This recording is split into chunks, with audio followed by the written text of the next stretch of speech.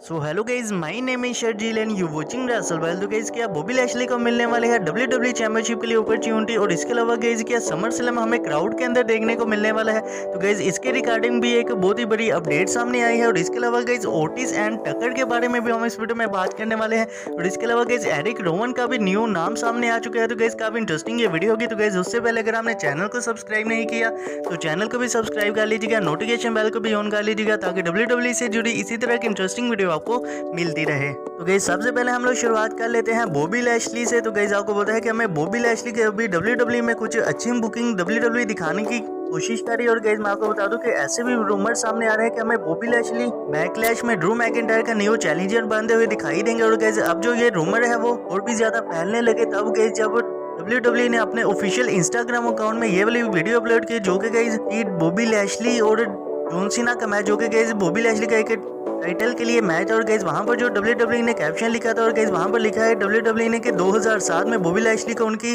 Last title opportunity के लिए match मिला था। और गाइस वहां पर जो सबसे ज्यादा नोट करने वाली बात यह है कि बॉबी लैशली के जो हमें नजर आते हैं, यानी कि गाइस MVP के साथ हमें बॉबी लैशली नजर आते हैं। तो गाइस वहां पर WWE ने MVP को भी टैग किया है वो वाली वीडियो। और गाइस यहाँ से हमें साफ पता लगता है कि जो WWE शायद हमें ये टीज कर रही है कि हमें बॉबी लैशली आने वाले टाइम में WWE चैंपियनशिप के लिए अपॉर्चुनिटी मिलती हुई दिखाई देने वाली है। और गाइस ऐसे भी रूमर है कि हमें बॉबी लैशली बैकलैश में ही देखने को मिलेंगे। तो गाइस भी देखने हैं कि इस वाली बात का कुछ सेंस हमें बनता बैकलैश में दिखाई देता है या नहीं देता। और गाइस क्या WWE ने सिर्फ ये अपने फैंस को ट्रोल करने के लिए वीडियो डाली है। वैसे गाइस अगर देखा जाए तो गाइस बॉबी लैशली को एक टाइटल अपॉर्चुनिटी मिलनी ही चाहिए, क्योंकि गाइस बॉबी लैशली बहुत ही तगड़े सुपरस्टार। अगर गाइस बॉबी लैशली WWE उन्हें अच्छा बुक करे तो गाइस वो डेफिनेटली WWE की रेटिंग में फायदा पहुंचा सकते हैं। तो गाइस इसी के साथ हम लोग बढ़े हमारी अगली स्टोरी की तरफ। तो गाइस ये जुड़ी है एरिक रोवन से। तो गाइस आपको पता है कि WWE ने काफी सारे ऐसे सुपरस्टार को अपनी कंपनी से फायर कर दिया, और गाइस इनमें से जो सबसे बड़ा नाम आता है तो गाइस वो एरिक रोवन का भी है। तो गाइस एरिक रोवन हमें WWE कंपनी से तो बाहर होते दिखाई दे ही रही है। तो गाइस ऐसे में जो काफी सारे रूमर है वो फैलने लगे कि हमें एरिक रोवन किस वाली कंपनी को आगे ज्वाइन करते हुए दिखाई देंगे। तो गाइस मैं आपको बता दूं कि एरिक रोवन की कंपनी का तो नाम सामने नहीं आया, लेकिन गाइस एरिक रोवन ने जो अपना न्यू नेम रखा है तो गाइस वो तो सामने आ गया। तो गाइस एरिक रोवन ने जो एरिक आज हमें रोवन देखने को मिल रहा था, तो गाइस उन्होंने रोवन मिटाकर रेड बियर रख लिया है। तो गाइस ऐसे में हमें पता लगता है कि एरिक रोवन ने ये वाला जो नाम है वो अपनी दाढ़ी से रखा है, और गाइस एरिक रोवन की जो दाढ़ी है वो भी हमें लाल ही देखने को मिलती है। तो गाइस एरिक रोवन का अब जो हमें नाम सुनने को मिलेगा वो एरिक रोवन नहीं बल्कि एरिक रेड बियर सुनने को मिलेगा। और गाइस एरिक रोवन ने अपनी एक नई मर्च भी निकाली है। तो गाइस यहाँ से हमें पता लगता है कि एरिक रोवन शायद हमें कुछ आने वाले टाइम में कुछ कंपनी को ज्वाइन करते हुए दिखाई देंगे। तो लेकिन गाइस वो कंपनी का नाम तो अभी रिवील नहीं हुआ। तो गाइस देखते हैं कि एरिक रोवन हमें कौन सी कंपनी को आगे ज्वाइन करते हुए दिखाई देते हैं। क्या वो AEW कंपनी को ज्वाइन करते हुए दिखाई देते हैं, क्या वो इम्पैक्ट रेसलिंग को ज्वाइन करते हुए दिखाई देते हैं, क्या वो NJPW को ज्वाइन करते हुए दिखाई देते हैं। लेकिन गाइस अगर मेरे हिसाब से देखा जाए तो गाइस एरिक रोवन जो है वो हमें AEW में अपना डेब्यू करते हुए दिखाई दे सकते हैं, क्योंकि गाइस वहां पर जो उनके पार्टनर है यानी कि गाइस लुक हार्पर वो भी हमें वहां पर देखने को मिल रहे हैं। तो गाइस फिर देखते हैं कि हमें जो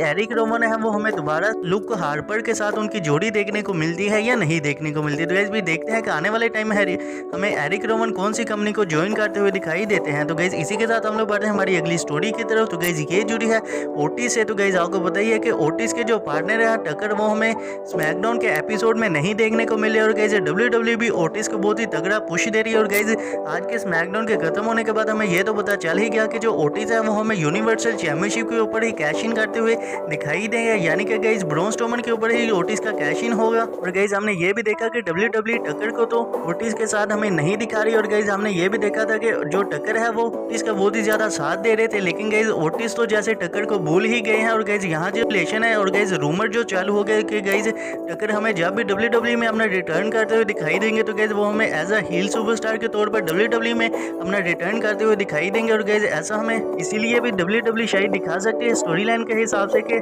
जो ओटिस है उन्हें बहुत ही ज्यादा सक्सेस मिली है WWE के अंदर, लेकिन गाइस जो टक्कर है उन्हें उतनी ज्यादा सक्सेस तो मिली नहीं। तो गाइस ऐसे में इसका सेंस बन सकता है कि WWE हमें आने वाले टाइम में जो टक्कर है उसका हील टर्न करते हुए दिखाई दे सकते हैं। और गाइस वो ओटिस का जो कैश इन है वो भी शायद हमें फेल करते हुए दिखाई दे सकते हैं। तो गाइस भी देखते हैं कि आने वाले टाइम में हमें टक्कर के साथ क्या कुछ WWE करती हुई दिखाई देती है। लेकिन गाइस ये सिर्फ रूमर है, तो गाइस भी देखते हैं कि इस वाले रूमर में हमें कुछ सच्चाई देखने को मिलती है या नहीं देखने को मिलती है। तो गाइस इसी के साथ हम लोग बढ़ते हैं हमारी नेक्स्ट एंड फाइनल स्टोरी की तरफ। तो गाइस ये जुड़ी है समर स्लैम 2020 से। तो गाइस आपको पता है कि हमें ऐसे रूमर सुनने को मिले थे कि जो समर स्लैम हो वो कैंसिल हो चुका है। लेकिन गाइस मैं आपको बता दूं कि WWE अब ऐसा सोच रही है, तो गाइस डे मेल्टजर की माने तो गाइस हमें ऐसा सुनने को मिलेगा कि जो समर स्लैम है वो हमें ऑडियंस के साथ ही देखने को मिलेगा। यानी कि गाइस जो WWE उन्हें समर स्लैम की डेट उन्होंने आगे काली, और गाइस समर स्लैम हमें शायद सितंबर के महीने में देखने को मिलेगा।